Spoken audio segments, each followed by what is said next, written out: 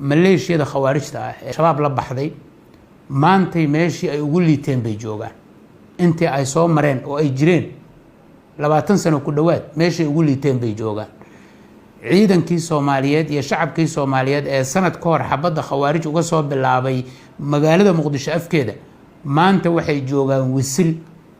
inta u dhaxaysa hina waa xor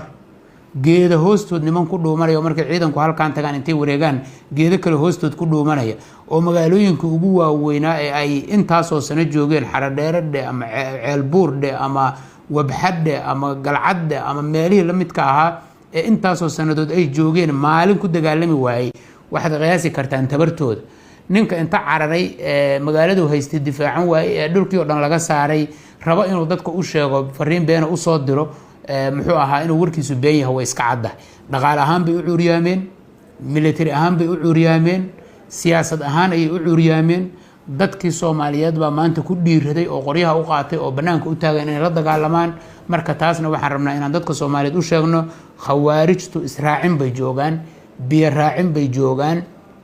ciidanka Soomaaliyeed maanta dhulkay ku lugeynayaan hawdkay ku lugeynayaan taakay godadkooda u dhex socdaan dadka Soomaaliyeed baad aragteen banaanbaxyada iyo inay banaanka u soo istaageen culimo iyo caawimo iyo rag iyo dumar iyo mid yar iyo mid weyn inay khawaarijta la dagaalamaan ay banaanka u yimaadaan marka nimankaasi ma noola waa rafanayaan gacmihii ugu dambeeyay iyo kuwii ku dul noolaa ayaga isku dhex qarin jiray ee u arki jiray noolaanta khawaarijta ama jiritaanka khawaarijta inay ku noolaanayaan bay maanta isticmaalayaan ayaga intay u qayla dhaansadeen bay leeyihiin naga fujiyo ciidankii buuq ku fura dacaayad ku fura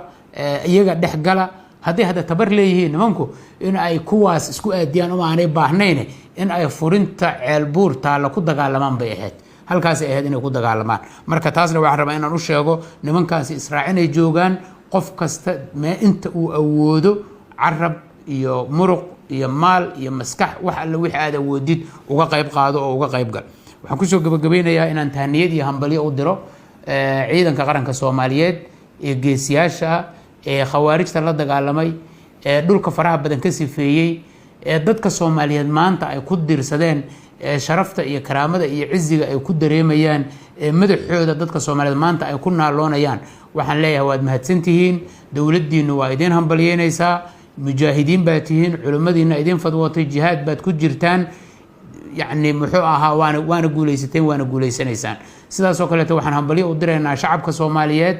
ee khawaarijta la dagaalamay ee qoryaha u qaatay ee u soo banaan baxay ee banaanka u yimid iyagana aad iyo aad baan u bogaadinaynaa uguna mahad celinaynaa kelimada ugu dambaysa waxay tahay inaan baaq u jeedino guud ahaan dadka Soomaaliyeed darajo kasto ay leeyihiin iyo meel kasto ay joogaan iyo maqaam kasto ay leeyihiin in aan xooggeena iyo maskaxdeena iyo awoodeena u midayno in aan khawaarijta gabagabada ah iska suulin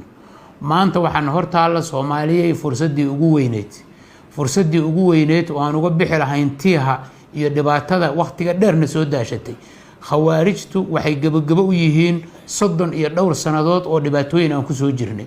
waxa ka dambeeya hadii aan jabino oo maanta aan israacino waa inaan dawladnimo ku naaloonno waa inaan xasilooni ku naaloonno waa in aan ka shaqeyno waxbarasho iyo horumar iyo barwaaqo inaan ka shaqeyno weeyaan waana naga hor muuqataa maanta meel ka kooban ay ku jiraan yaana naga baxsanin muruqeena iyo maskaxdeena iyo maalkeena aan isugu geeyno khawaarijtaas inaan suulino dhinacna aan isaga rinicno cid kasta oo wada adeegeeda